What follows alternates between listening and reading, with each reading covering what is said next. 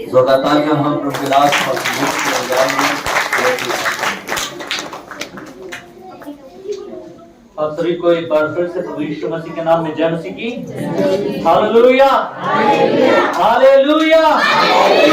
परमेश्वर का धन्यवाद हो, प्रभु आज हमारे मध्य में मौजूद है। और once again wish you all merry Christmas. प्रभु आप सभी को इस क्रिसमस की शुभकामनाओं में प्रभु आपको आशीष दे और हमारे परिवार की तरफ से आप सभी को प्रभु यीशु मसीह के नाम में हम अभिवादन करते हैं। कृपया शांति बनाए रखें, बच्चे शांत रहें। हम प्रभु की उपस्थिति में है, इसलिए हम परमेश्वर की उपस्थिति की गंभीरता को समझेंगे। और आज हम यहाँ जब जमा हैं, हम इस बात को देखेंगे खुदावंद यीशु मसीह हमारे लिए जन्मा है। प्रभु यीशु मसीह हमारे लिए इस जगत पे आया। आज से 2025 वर्ष पूर्व प्रभु यीशु मसीह हमारे लिए इस धरती पर जन्म लिया। और किस लिए जन्म लिया है, उन बातों को आज हम खुदा के कलाम से देखेंगे। इसलिए मेरे अजीजों, हम खुदा के कलाम से निकालेंगे लूका की इंजील, उसका दूसरा अध्याय, उसके 8वें पद से लेकर के 14 पद तक। लूका की इंजील उसका 8वां अध्याय, उसका दूसरा अध्याय, उसका 8 पद से लेकर के 14 पद। सभी लोग शांत रहें, ज्यादा शोर न मचाएं। हम प्रभु के वचन में हैं। लूका रचित सुसमाचार उसका दूसरा अध्याय, उसकी 8 से 14 पदों को मैं आपके लिए पढ़ूंगा। और उस देश में कितने गड़रिये थे जो रात को मैदान में रहकर अपने झुंड का पहरा देते थे। और प्रभु का एक दूत उनके पास आ खड़ा हुआ और प्रभु का तेज उनके चारों ओर चमका और वे बहुत डर गए। तब स्वर्गदूत ने उनसे कहा, मत डरो, क्योंकि देखो मैं तुम्हें बड़े आनंद का सुसमाचार सुनाता हूँ जो सब लोगों के लिए होगा, कि आज दाऊद के नगर में तुम्हारे लिए एक उद्धारकर्ता जन्मा है और यही मसीह प्रभु है। और इसका तुम्हारे लिए पता है कि तुम एक बालक को कपड़े में लिपटा हुआ और चरनी में पड़ा पाओगे।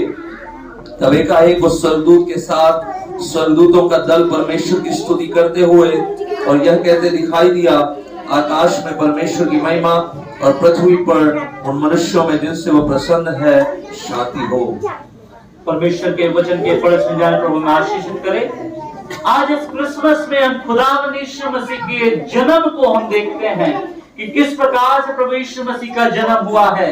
कई बार लोग कहते हैं कि जो ये क्रिसमस है ये बाहर का पर्व है। मैं आज की सुबह में आपको बताना मांगता हूं कि परमेश्वर प्रभु यीशु मसीह इस मनुष्य जाति का परमेश्वर है। वो धर्मों का परमेश्वर नहीं है, परंतु वो परमेश्वर मनुष्य जाति का परमेश्वर है। इसलिए आज पूरी दुनिया प्रभु के इस जन्मदिन को मना रही है और पूरी दुनिया में एक ही आवाज हो रही है, यीशु की आवाज, यीशु की आवाज, यीशु की आवाज। और यीशु की आवाज से पूरा विश्व गूंज रहा है, धरती गूंज रही है, स्वर्ग गूंज रहा है। और स्वर्गदूत यहाँ पर परमेश्वर की उपस्थिति में आनंद कर रहे हैं। खुदा का धन्यवाद हो कि प्रभु यीशु मसीह के महत्व को आज हम समझने पाए। मैं एक वीडियो देख रहा था और उस वीडियो में एक व्यक्ति बता रहा था कि हर एक व्यक्ति का दायरा होता है। एक व्यक्ति का दायरा होता है, उस दायरे में वो काम करता है। किसी का दायरा है डोईवाला क्षेत्र का, किसी का दायरा है देहरादून क्षेत्र का, किसी का दायरा है उत्तराखंड क्षेत्र का, किसी का दायरा है भारत का, किसी का दायरा है दूसरे और प्रांतों का और देशों का। मैं उन लोगों से बताना मांगता हूं जो लोग कहते हैं कि प्रभु यीशु मसीह बाहर का परमेश्वर है और भारत का परमेश्वर कोई और है। लेकिन आज के समय में बताना मांग रहा हूं कि हमारा परमेश्वर पूरे ब्रह्मांड का परमेश्वर है। इसलिए विश्व के हर एक क्षेत्र में उसका अधिकार है। डोईवाला के व्यक्ति का जो अधिकार है वो देहरादून में नहीं जता सकता। देहरादून के जिसका अधिकार है वो उत्तराखंड में नहीं जता सकता। जिसका उत्तराखंड में अधिकार है वो इंडिया में नहीं जता सकता। इसलिए मेरा परमेश्वर सिर्फ इंडिया का परमेश्वर नहीं परंतु ब्रह्मांडों का परमेश्वर है। इसलिए विश्व के हर एक क्षेत्र में प्रभु यीशु की पूजा हो रही है। वो भारत का ही परमेश्वर नहीं है, वो पूरे विश्व का परमेश्वर है। हालेलुया। वो छोटे अधिकार लेकर के खड़ा नहीं हुआ है, वो बड़े अधिकार लेकर के पैदा हुआ है। उसके हाथों में स्वर्ग की कुंजी, उसके हाथों में नरक की कुंजी, उसके हाथों में अधोलोक की कुंजी, उसके हाथों में आसमान की हर एक शक्तियों की कुंजी है, और वो जिसे चाहता है वो यूं ही दे देता है। इस भारत में यदि यीशु का नाम फैल रहा है, वो इसलिए क्योंकि प्रभु यीशु मसीह का अधिकार है कि वो हर जगह अपनी उपस्थिति को ला सके। प्रभु यीशु मसीह का जन्म सिर्फ आनंद का जन्म नहीं है, परंतु ये एक सीजन है। और क्या सीजन है? क्रिसमस एक ऐसा सीजन है जिसमें प्रेम है, जिसमें सेवा है, और जिसमें माफी है एक दूसरे के प्रति। हम क्रिसमस के महत्व को समझे। Christmas is a season to love, serve and forgive one another. लेकिन हमारे भारत में कुछ ऐसे लोग पाए जाते हैं जो एक दूसरे को प्यार नहीं करते, एक दूसरे का सेवा नहीं करते, एक दूसरे से माफी नहीं मांगते, एक दूसरे का आदर नहीं करते। मेरा यीशु मसीह इस बात को प्रकट करता है कि Christmas is a season to love, serve and forgive one another. इसलिए हम सभी लोगों को क्षमा करते हैं। हम कभी किसी के विरोध में बातें नहीं करते हैं। हम यीशु के नाम को फैलाते हैं जिस नाम में प्रेम है। इसलिए आज की सुबह में जब हम परमेश्वर के वचन को देख रहे हैं, तो हमने पाया है कि लूका की इंजील में उसके जन्म को प्रभु यीशु मसीह दर्शाता है। क्या दर्शाता है? कहता है, लिखा है कि जब गड़रिये रात में अपनी भेड़ों को चरा रहे थे, उस समय में क्या हुआ? एक रोशनी आई है, और उस रोशनी से क्या हो गए? वो भयभीत हो गए और आनंद का सुसमाचार स्वर्गदूत ने सुनाया। लूका की इंजील जब दूसरा अध्याय 8 पद से 14 पद पढ़ते हैं, तो वहां पर यीशु मसीह इस बात को दिखा रहा है कि यीशु मसीह सिर्फ राजाओं का राजा, प्रभुओं का प्रभु ही नहीं, परंतु हर एक व्यक्ति जो निचली स्तर में क्यों ना हो, वो किसी भी प्रकार का काम क्यों ना कर रहा हो, जिसे समाज से तिरस्कृत क्यों ना कर दिया हो, उस समय में उस लोगों के बैकग्राउंड को नहीं देखा, उन लोगों के, उनके जीवन के उन फेलियर्स को नहीं देखा, परंतु यीशु मसीह स्वयं उस स्थान में अपनी उपस्थिति को दिखाता। उस समय की बात है, लोग मसीहा का इंतजार कर रहे थे, लोग राजा का इंतजार कर रहे थे, लोग प्रभु के प्रभु का इंतजार कर रहे थे। और प्रभु के प्रभु का इंतजार लोग इस प्रकार से कर रहे थे कि कोई राजा आएगा, घोड़े पे आएगा, कोई राजा आएगा, रथ पे आएगा, कोई राजा आएगा, सिंहासन में आएगा।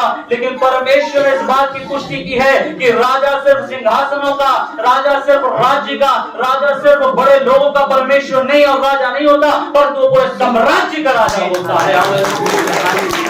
आज की सुबह में मैं बताना मांगता हूँ, यीशु मसीह राज्यों का परमेश्वर है, यीशु मसीह यहूदियों का परमेश्वर है, यीशु मसीह इस्राएलियों का परमेश्वर है, यीशु मसीह हर एक मनुष्य का परमेश्वर है जो उससे प्रेम रखता है। वो गड़रिये जिन्हें समाज से अलग कर दिया गया था, वो गड़रिये जो अपने आप में बड़ा कमजोर महसूस करते थे, उनके लिए प्रभु यीशु मसीह का आनंद का सुसमाचार आया है। जब हम लूका की इंजील पढ़ते हैं और मत्ती की इंजील पढ़ते हैं, इन दोनों सुसमाचारों में प्रभु यीशु मसीह के जन्म की बात कही गई है। मत्ती यीशु मसीह को एक राजा के रूप में दर्शाता है, लेकिन लूका इस बात को दर्शाता है कि वो सिर्फ राजा ही नहीं, परंतु वो एक मनुष्य भी है, और वो मनुष्यों से प्रेम करने के लिए मनुष्य के मध्य में आया। आज की सुबह में जब हम खुदा के कलाम को पढ़ रहे हैं, हमें इस बात को जानना है, यीशु मसीह मेरे लिए आया है। हालेलुया, यीशु मसीह मेरे लिए आया है। आज से 2025 वर्ष पूर्व यदि यीशु ने जन्म लिया मानव जाति को बचाने के लिए, तो आज प्रभु यीशु मसीह मेरे हृदय में जन्म ले ताकि मैं बचने पाऊं। मैं अपने हृदय को प्रभु की ओर देकर कहूं कि प्रभु मुझे बचाने के लिए मेरे हृदय में आज तो जन्म। जब हम प्रभु के वचन को पढ़ रहे हैं, हम इस बात को देखें कि प्रभु यीशु मसीह के जन्म की एक भविष्यवाणी है जो यशायाह नबी की पुस्तक उसका 9वां अध्याय उसके 6 पद से लेकर के 8वें पद में प्रभु के वचन में रिकॉर्ड है कि एक मसीहा आएगा। उस समय के समय की बात को हम पढ़ेंगे। यशायाह की नबी की पुस्तक उसका 9वां अध्याय उसका 6 और 8 पद।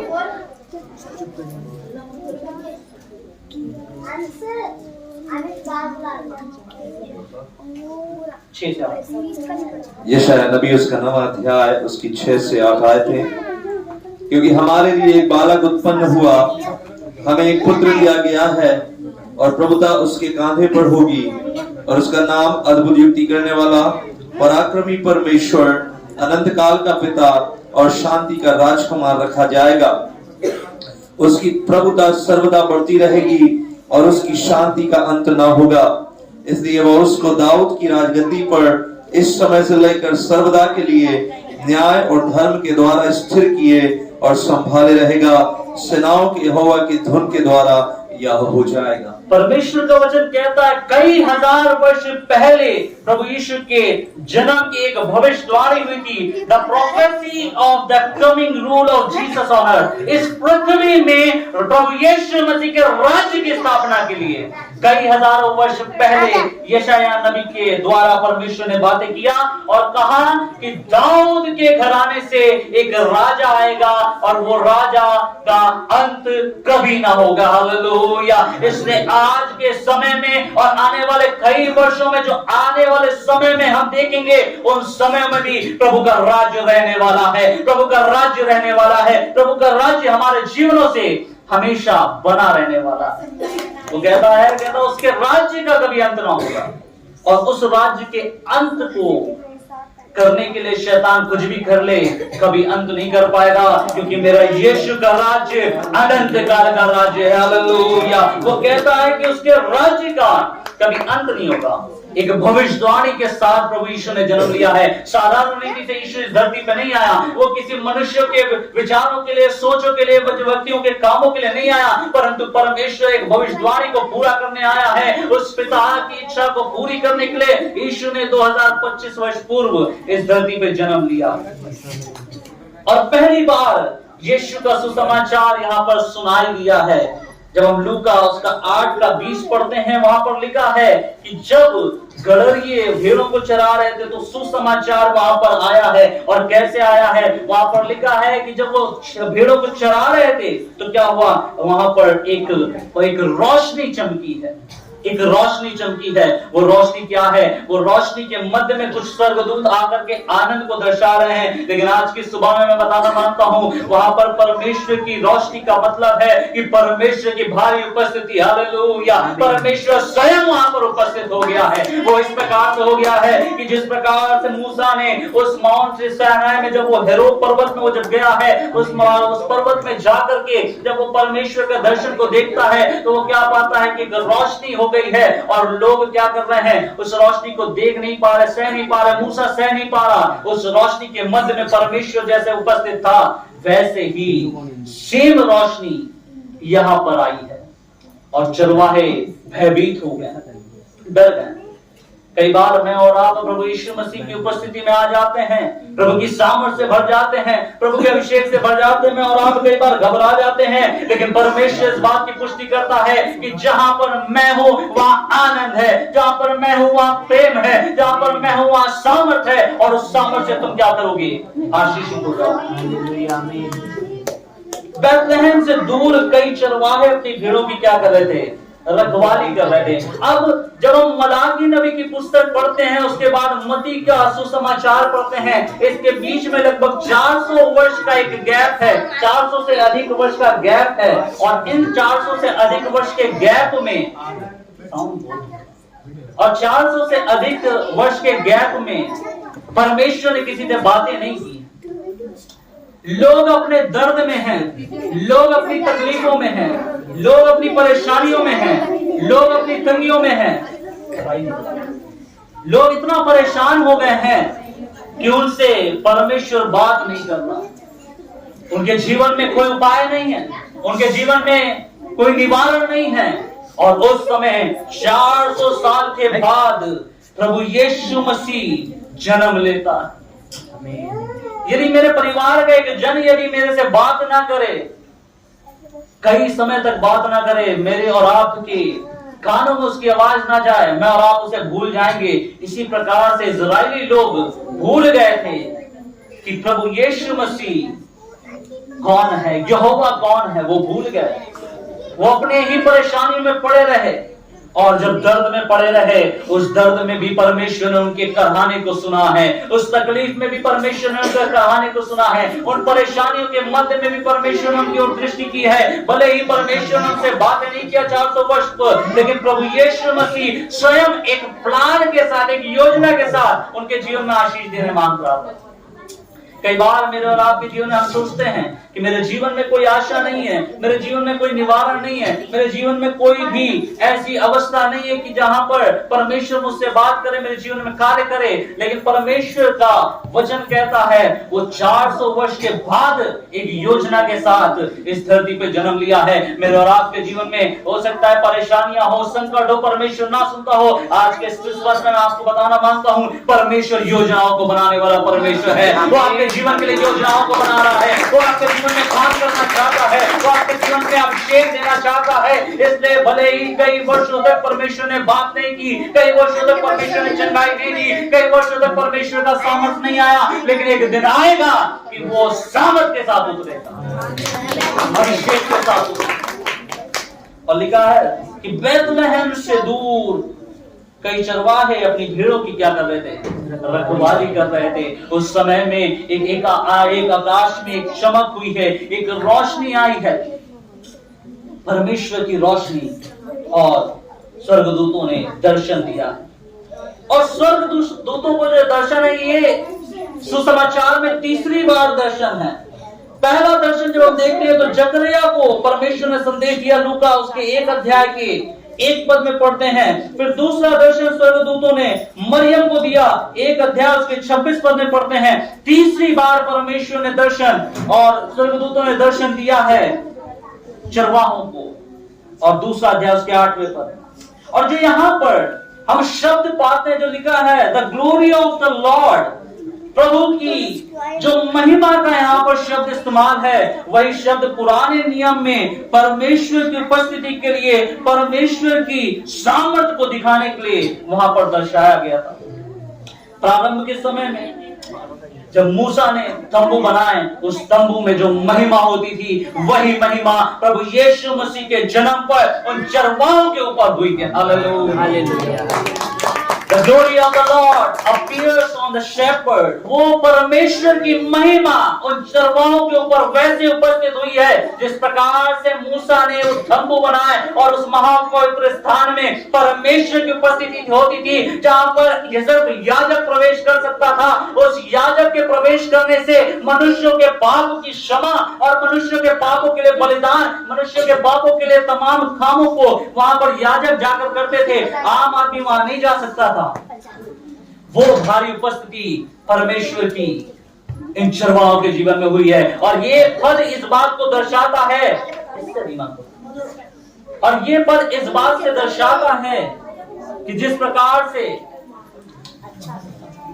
उस महापवित्र स्थान में घुमा दो, उस महापवित्र स्थान में जैसे परमेश्वर की भारी उपस्थिति में सिर्फ याजक जा सकता था, अब परमेश्वर ने एक घोषणा कर दी है कि हर एक मनुष्य उस महापवित्र स्थान के परमेश्वर की उपस्थिति में स्वयं आ सकता है। इसलिए उसने संदेश दिया है कि the glory of the Lord appears on the shepherd। और आज वो परमेश्वर की महिमा हमारे ऊपर हुई है। हालेलुया। वो परमेश्वर की भारी उपस्थिति इस चर्च भवन में बनी है, इस परमेश्वर की भारी उपस्थिति हमारे जीवनों में है। उसने कहा उस महापवित्र स्थान में सिर्फ याजक जा सकता था, और याजक जब जाता था तो यहूदी लोगों ने एक परंपरा बना रखी थी कि यहूदी अपने आप को शुद्ध करे, पवित्र करे, दान दे, दशमांश दे, अपना जीवन समर्पण करे, तभी उस भवन में प्रवेश कर सकता है। लेकिन उसके मध्य में इन चरवाहों के लिए कोई स्तर नहीं था। ये चरवाहे इतना बिजी रहते थे कि ये परमेश्वर की उपस्थिति में उस आराधनालय में नहीं जा सकते थे। ये चरवाहे अपनी भेड़ों की रखवाली करने के लिए दिन रात अपने गांव से काफी दूर दूर रहा करते थे। उसी प्रकार से ये कभी भी आराधनालय में प्रवेश नहीं करते थे, जबकि ये यहूदी होते थे, फिर भी इनको आराधनालय में प्रवेश करने के लिए समय नहीं मिलता था। परमेश्वर ने कहा यदि मनुष्य मेरे भवन में नहीं आ सकता तो मैं मनुष्यों के मध्य में जाऊंगा। हालेलुया। वो कहता है कि यदि मनुष्य मेरे भवन में नहीं आ सकता, मैं उसके मध्य में जाऊंगा। इस भारत के कोने कोने में प्रभु यीशु का सुसमाचार रेडियो के माध्यम से, टीवी के माध्यम से, यूट्यूब के माध्यम से, इंस्टाग्राम के माध्यम से, फेसबुक के माध्यम से कोने कोने तक पहुंचा है और बहुतों ने विश्वास किया, क्योंकि परमेश्वर की महिमा आराधनालय से निकल करके चरवाहों के पास गई। उस परमेश्वर की उपस्थिति इस कलीसिया से निकल करके उत्तराखंड के, भारत के कोने कोने में फैल जाएगी। वो कहता है चरवाहों को परमेश्वर ने निग्लेक्ट नहीं किया। एक ऐसा व्यक्ति जो गरीब है, कई बार मैं और आप उसे निग्लेक्ट कर देंगे। एक ऐसा व्यक्ति जो लाचार है, कई बार परिवार वाले उसे निग्लेक्ट कर देंगे। कई बार ऐसा व्यक्ति जो समाज में अपने आप को ऊंचा नहीं समझता, उसे लोग निग्लेक्ट कर देंगे। लेकिन खुदावंद कहता है कि हर एक मनुष्य के लिए मैंने इस धरती पर जन्म लिया है। उसके लिए कोई छोटा नहीं, कोई बड़ा नहीं, उसके लिए कोई ऊंचा नहीं, उसके लिए कोई नीचा नहीं, परंतु उसके लिए सब कोई बराबर। उसने कहा कि जो महिमा मैं उस टबरनेकल में, उस तंबू में लेता था, वही महिमा चरवाहों के मध्य में उसने प्रकट करी। हालेलुया। आज की सुबह में परमेश्वर की वो चमक, वो परमेश्वर की रोशनी हमारे जीवनों में प्रवेश करने वाली। और यहाँ पर जब हम देखते हैं निर्गमन उसका 14 अध्याय 17 से 18 पद में हम पाते हैं, हम देखते हैं किस प्रकार से परमेश्वर एक रोशनी के मध्य में दर्शन देता है और एक आग जल रही है, जिस आग की रोशनी है, लपट है, जल रही है, झाड़ियां जल रही हैं, लेकिन बहुत देर से लगातार वो झाड़ियां जल रही हैं, लेकिन उनका झाड़ियां खत्म नहीं हो रही हैं। इस बात की पुष्टि है कि परमेश्वर इस बात को दिखा रहा है कि इस्राएलियों के जीवन में परेशानियां, दुख, तकलीफें लगातार है, लेकिन जो आग नहीं बुझ रही है, वो इस बात की पुष्टि है कि परमेश्वर का अनुग्रह इनके साथ बना। हालेलुया। उसने मूसा को दर्शन दिया है, आग जल रही है, इस जलती हुई आग में इस्राएली तप रहे हैं। इस तरीके से इस्राएली परेशानी में है, इस तरह इस्राएली परेशानी में, उस पाप की गुलामी में, उस समस्याओं में पड़े हैं, लेकिन ये जो आग बुझ नहीं रही है, इसकी पुष्टि है कि मेरा अनुग्रह इनके ऊपर बना है। हालेलुया। मेरा अनुग्रह इनके ऊपर बना है। वही रोशनी को चरवाहों को दिखाया। चरवाहे रोशनी देखकर डर गए हैं। क्या डर गए हैं? उन्होंने देखा आज से कई हजार वर्ष पूर्व परमेश्वर ऐसी रोशनी में बात करता था। 400 वर्ष निकल गए हैं, परमेश्वर ने बात नहीं किया है। हमने अपने बाप दादाओं से सुना था कि परमेश्वर बात करता था, अब ये कौन आ गया? कई बार लोग अचंभित हो जाते हैं, अरे ये क्या हो गया, मेरे जीवन में आशीष कैसे आ गई, ये क्या हो गया, प्रार्थना किया मैं चंगा कैसे हो गया? परमेश्वर इस बात की पुष्टि करता है कि जिस समय में वो चुप है, उस समय में वो योजना बनाता है। जिस समय में वो बात नहीं करता, उस समय में वो काम करता है। जिस समय में परमेश्वर आशीष नहीं देता, उस समय में बड़ी आशीषों के लिए योजना बनाता है। जिस समय में ये चंगा नहीं कर रहा, वो अद्भुत रीति से चंगा करना चाहता है। जिस प्रकार से परमेश्वर मेरे जीवन में कार्य नहीं कर रहा, वो बड़ी गवाही को लेना चाहता है। इसलिए चरवाहों के मध्य में वो आया है। और यहां पर चरवाहों के मध्य में दिखने का जो मतलब है, वो इस प्रकार से है कि परमेश्वर उनके मध्य में ये घोषणा करना चाहता था कि मैं जो परमेश्वर था, जो परमेश्वर हूं, वही परमेश्वर आने वाले समय में भी रहने वाला हूं। हालेलुया। वो घोषणा करने आया। और क्या घोषणा करने आया है? वो घोषणा कर रहा था उस आग में कि मिस्र की गुलामी से मैं उन्हें छुड़ा करके फिरौन के साम्राज्य को विनाश की ओर ले जाऊंगा और मेरे नाम की क्या होगी?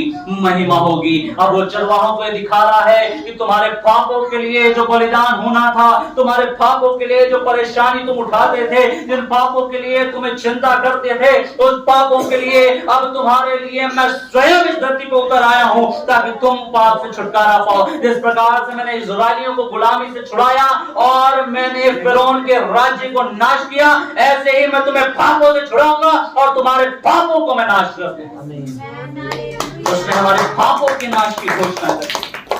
क्रिसमस हमारे लिए घोषणा का क्रिसमस हो जाए कि प्रभु यीशु ने जिस प्रकार से मिस्रियों का नाश किया, परमेश्वर मेरे पापों को नाश करेगा। हालेलुया। परमेश्वर मेरी गंदगी को नाश करेगा, परमेश्वर मेरे परेशानियों को नाश करेगा। और इस क्रिसमस में परमेश्वर मुझे दिखाएगा कि परमेश्वर की महिमा मेरे जीवन से बनी रहने पाएगा।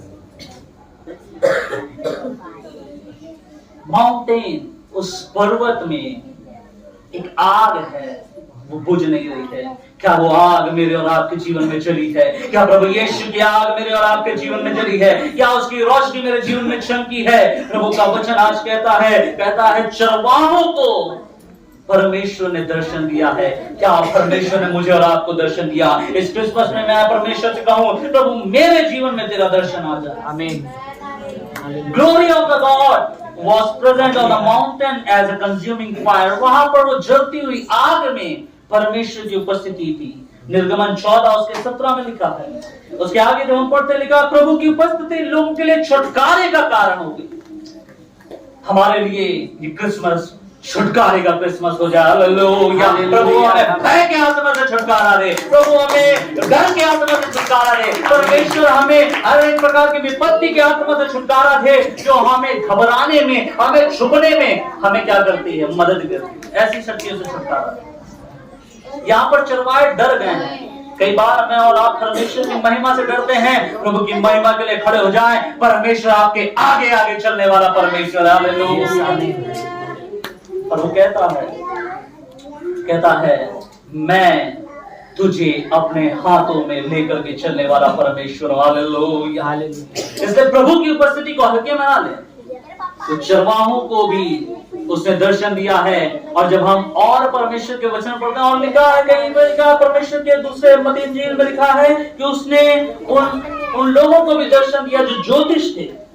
और क्या दर्शन दिया है कि राजाओं का राजा जन्मा है। परमेश्वर इस बात की पुष्टि करता है कि यदि वो चरवाहों का परमेश्वर है तो वो राजाओं का भी परमेश्वर है। प्रभु यदि गरीबों का परमेश्वर है, वो अमीरों का भी परमेश्वर है। प्रभु यदि हर किसी भी पुरुष का परमेश्वर है तो महिलाओं का भी परमेश्वर है। परमेश्वर किसी पे भेदभाव नहीं करता, वो संपूर्ण मानव जाति का परमेश्वर। आमीन।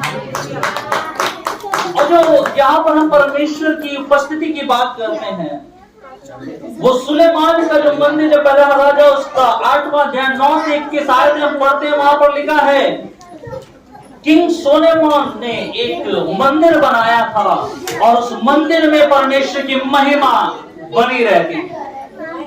और उस महिमा को जो बनी रहती थी, उसी महिमा को यहाँ पर परमेश्वर के वचन में वो दिखाता है कि वही महिमा चरवाहों के साथ भी। हालेलुया। आज की सुबह में परमेश्वर दिखाता है वही महिमा इस कलीसिया के साथ है। आज की सुबह में दिखाता है कि वही महिमा आपके साथ है, मेरे साथ है, और ये महिमा बनी रहने वाली महिमा।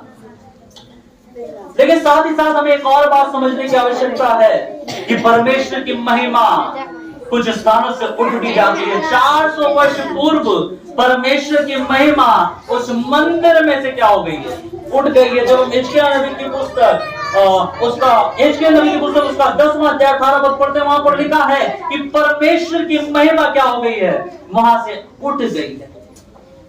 महिमा कहां से उठ जाती है? जो महिमा देने के योग्य नहीं होता, जो परमेश्वर की महिमा करने के योग्य नहीं होता, उसके जीवन से प्रभु की महिमा उठ जाती है। इस क्रिसमस में मैं आपको बताना मांगता हूं, परमेश्वर का अनुग्रह हम पर हुआ है, परमेश्वर की दृष्टि हम पर हुई है। वो संपूर्ण मानव जाति का परमेश्वर है, ब्रह्मांडों का परमेश्वर है। और वो परमेश्वर हमारे जीवन में जब अनुग्रह किया, और यदि हम उसके पीछे नहीं चलेंगे, यदि हम उसकी महिमा नहीं करेंगे, उसकी महिमा, उसका अनुग्रह मेरे जीवन से उठ सकता।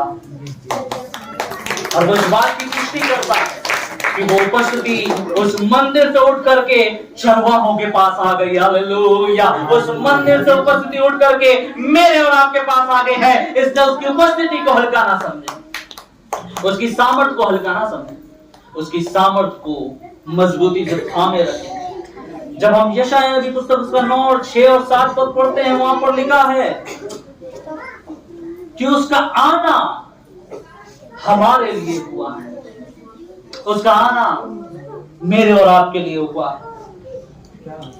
यहां पर एक शब्द का इस्तेमाल है, लिखा है For unto us a child is born, unto as a son is given, एक बालक, एक पुत्र हमें दिया है। और जो पुत्र का यहाँ पर रिश्ता है वो इस प्रकार से दिखाता है कि जैसे पिता अपने पुत्र को अकेला नहीं छोड़ता, यदि पुत्र के ऊपर कोई जिम्मेवारी, कोई परेशानी है, कोई तकलीफें हैं, तो पिता सदैव खड़ा रहता है। वो कहता है वही पिता ने पुत्र हमारे लिए दे दिया ताकि वो पुत्र हमारा पिता बन करके हमारे हाथ को थामे रहे। हालेलुया। खुदावंद यीशु मसीह हमारा वो पिता है जो हमें कभी गिरने नहीं देगा, कभी जगमगाने नहीं देगा। वो हमारे हाथ को थामे रखने वाला परमेश्वर है। लिखा है His name will be called Wonderful। वो कहता है एक सामर्थी, एक नाम कहलाएगा। उसका नाम जो होगा सामर्थी नाम होगा। और किसके मध्य में होगा? राजाओं के मध्य में नहीं होगा, लोगों के मध्य में नहीं होगा। लिखा है वो उसका नाम एक यूनिक नाम है और वो मनुष्य जातियों के मध्य में उसका नाम ऊंचा उठाया जाएगा। हालेलुया। और वो कहता है वो एक हमारे जीवन में क्या है? काउंसलर है। His name will be called as counselor। और वो काउंसलर क्या है? वो परमेश्वर की बातों को हमारे मध्य में देने के लिए, वो एज अ काउंसलर एक हमारे मध्य में उसे प्रकट करने के लिए एक मध्यस्थ बन गया, ताकि पिता की बात, पिता का संबंध जो हमारे बीच में टूट गया था, उसे पुनः स्थापित कर सके। Yes, hallelujah. उसे पुनः हमारे जीवन को स्थापित करने के लिए वो हमारे लिए काउंसलर बन गया है। उसने परमेश्वर के मन को हमारे मध्य में क्या कर दिया? प्रकट कर दिया है। Jesus reveals the mind of God. परमेश्वर के मस्तिष्क की बातों को मनुष्यों के बीच में लाने के लिए उसने क्या कहा? अब आराधनालय में तुम नहीं आ रहे हो तो कोई बात नहीं, मैं परमेश्वर की बातों को तुम्हारी चरवाही के मध्य में लाता हूं और तुम इस बात को जानोगे जिस प्रकार से तुम रात के अंधेरे में इन भेड़ों की रखवाली कर रहे हो, वो पिता तुम्हारी रखवाली अंधकार के मध्य में कर रहा है। हालेलुया। वो कहता है जिस प्रकार तुम रात भर जाग रहे हो, तुम्हारा पिता तुम्हारे पास के मध्य में तुम्हें जाग करके देख रहा है कि कैसे तुम्हारा निवारण होना है। जिस प्रकार से चरवाहे अपनी भेड़ को भेड़िए से बचाने के लिए और रात में लाइट जला करके डंडा लेकर के बैठ करके उनकी क्या कर रहे हैं? पैरवी कर रहे हैं, रखवाली कर रहे हैं। उस पिता के मार्ग को वो बताने के लिए यीशु जन्मा है और इस बात की पुष्टि करता है कि वो खुदावंद क्या करता है? तुम्हारी रखवाली पाप से, तुम्हारी रखवाली अंधकार की शक्ति से, विरोध की ताकतों से करने के लिए यीशु मसीह जन्मा है। Therefore, he is unique among human beings। वो मनुष्य के मध्य में अलग है। क्यों अलग है? वो इसलिए अलग है क्योंकि प्रभु यीशु मसीह माता मरियम से पैदा हुआ और उसके जीवन में कोई पाप नहीं था। वो पवित्र आत्मा से गर्भवती हुई और इस बात की पुष्टि है कि वो यूनिक है। हम हर एक मनुष्य जाति। इस धरती पे बहुत सारे लोग आए, वो अपने अपने तरीकों से उन्होंने जन्म लिया, लेकिन मेरा खुदावंद यीशु मसीह यूनिक है। हर एक ह्यूमन बीइंग्स में, हर एक मनुष्य में वो यूनिक है। और लिखा है कि वो परमेश्वर के मस्तिष्क की बातों को प्रकट करने के लिए आया। उसका पर्सपेक्टिव क्या है? उसका पर्सपेक्टिव ये है कि हमारे लिए मध्यस्थ बन गया। और आगे लिखा है mighty name of God. His name called a mighty God. उसका नाम जो है वो अद्भुत युक्ति करने वाला ठहराया गया। क्यों? क्योंकि यीशु मसीह जो है वो सब कुछ परिपूर्ण करता है। हालेलुया। वो हर एक चीजों को परिपूर्ण करने वाला परमेश्वर है। वो हमें कहीं पर बीच में छोड़ता नहीं है, वो हमें थामे रहने वाला परमेश्वर है। और आखिरी पद में ऐसा लिखा हुआ है, वो लिखा है एवरलास्टिंग फादर। वो कहता है कि वो अनंत काल का पिता है। एक समय अनंत का पिता, एक समय निर्धारित है, तेरा उस समय में वो उस समय तक का पिता है। लेकिन जब हम ओरिजिनल भाषा में जब हम पढ़ते हैं तो वहां पर फादर जो पिता का जो मतलब है वो इटर्निटी का है। इसका मतलब है वो युगान युग का परमेश्वर है, वो हर एक राज्य का परमेश्वर है, वो सेंचुरीज का परमेश्वर है। हमने देखा अभी हमने 20वीं सेंचुरी, 21वीं सेंचुरी, 19वीं शताब्दी, 18वीं शताब्दी, बहुत सारी शताब्दी आई है, लेकिन हम साधारण भाषा में पढ़ते लिखा वो अंत का पिता है, अंत का पिता है और अंत का होगा, कभी भी हो सकता है। लेकिन परमेश्वर का वचन जब हम ओरिजिनल भाषा में पढ़ते हैं वहां पर लिखा है वो आने वाले संपूर्ण एजेस का परमेश्वर है। वो परमेश्वर है जो सेंचुरीज का परमेश्वर है। समय बदलता जाएगा, समय आता जाएगा, लोग आएंगे जाएंगे, लेकिन मेरा परमेश्वर युगानुयुग का परमेश्वर है। वो स्थिर बना रहेगा, स्थिर है, स्थिर रहेगा। इसीलिए 2025 साल हो गए, फिर भी यीशु का नाम और तेजी से फैल रहा है। यीशु के नाम में लोग विश्वास कर रहे हैं, क्योंकि मेरा यीशु सेंचुरीज का परमेश्वर है। इब्रानी की पत्री उसका पहला अध्याय उसके दूसरे पद में लिखा है, वो सेंचुरीज का परमेश्वर है, वो एजेस का परमेश्वर है। पिता पुत्र एक ही है। कैसे एक है? यूहन्ना उसका 10 अध्याय उसकी 30 आयत को कोई पढ़ दे। यूहन्ना उसका 10 उसका 30।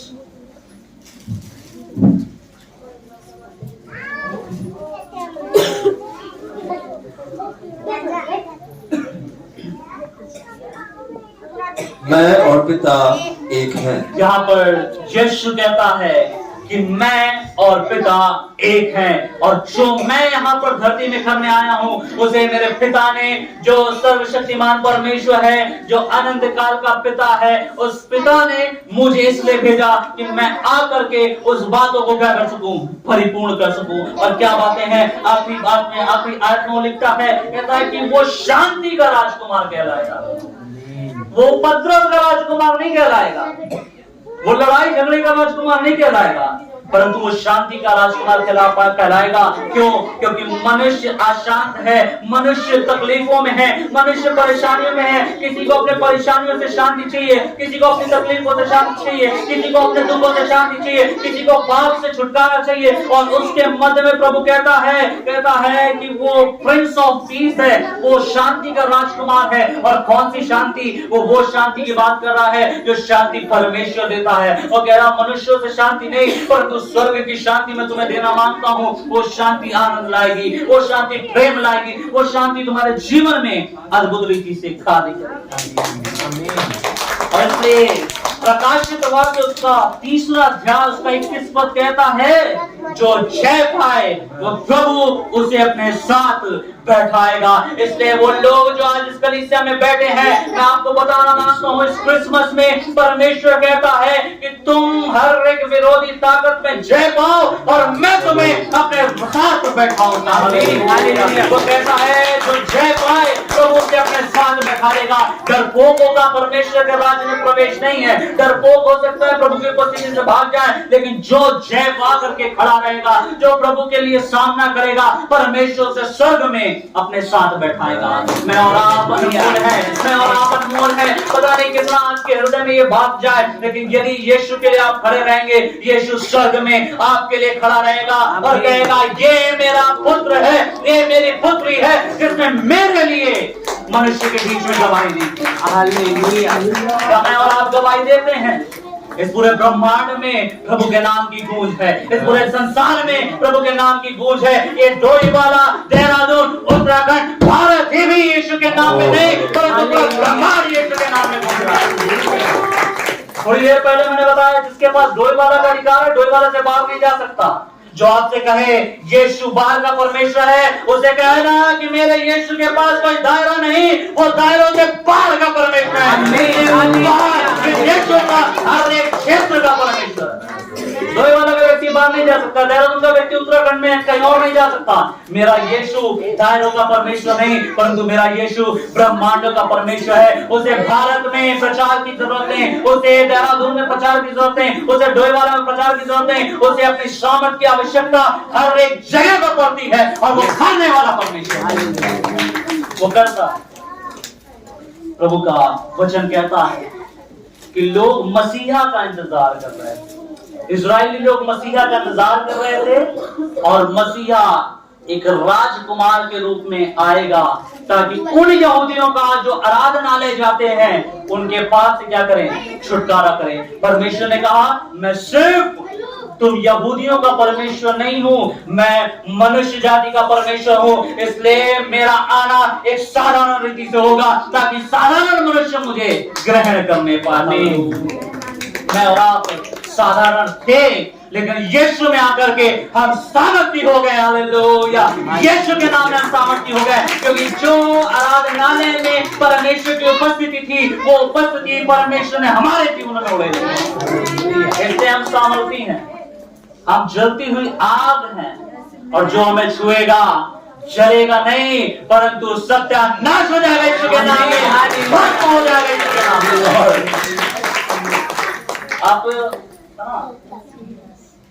आपने शायद किसी ने देखा हो ना देखा हो, एक मुर्दा जलाने वाली मशीन होती है। जिस समय में बारिश होती है लोग मुर्दा जलाते हैं और दूर से जाकर के मुर्दे को छोड़ देते हैं, और जैसे वो मशीन के अंदर घुसता है तुरंत भस्म हो जाता है। यीशु कहता है वो आग हो तुम्हें छूने वाली हर एक शक्ति भस्म हो जाएगी यीशु के नाम में। हालेलुया। जो विश्वास करे वो जय पाए, और जो जय पाएगा प्रभु उसे स्वर्ग में अपने साथ बैठा लेगा। आज की सुबह में प्रभु चाहता है इस क्रिसमस का महत्व हम समझे। ये क्रिसमस हमारे लिए इसलिए है कि एक पिता है, उस पिता ने मसीहा के रूप में हमारे बीच में जन्म लिया, और इसलिए लिया कि हम उसके गवाह हो जाएं, और जो गवाही देने से डरेगा उसके जीवन से महिमा उठ जाएगी, और जो गवाह बनेगा वो धरती की आग के समान इस्तेमाल होगा। कोई विरोधी आपके सामने नहीं खड़ा होगा, कोई अंधकार की शक्ति आपके सामने नहीं खड़ी होगी, कोई पाप आपका कुछ नहीं बिगाड़ पाएगा, क्योंकि मसीह यीशु ने अपने प्राणों को आपके लिए दिया। हालेलुया। की सुबह में प्रभु के वचन के पढ़े सुनने प्रभु में आशीषित करे, और इस बात को याद रखें, Christmas is the season of love, serve and forgive one another. प्रभु का वचन कहता है कि क्रिसमस का जो पर्व है ये इसलिए है कि आप प्रेम बांटें, आप सेवा करें, और आप अपने दुश्मनों को माफ करें, और देखें परमेश्वर की महिमा आपके जीवन से बनी रहने वाली है। प्रभु इनको शुक्र आशीष दे, और आगे का समय प्रभु के दास को देना चाहूंगा। Hallelujah, hallelujah, hallelujah, hallelujah, hallelujah. Hallelujah.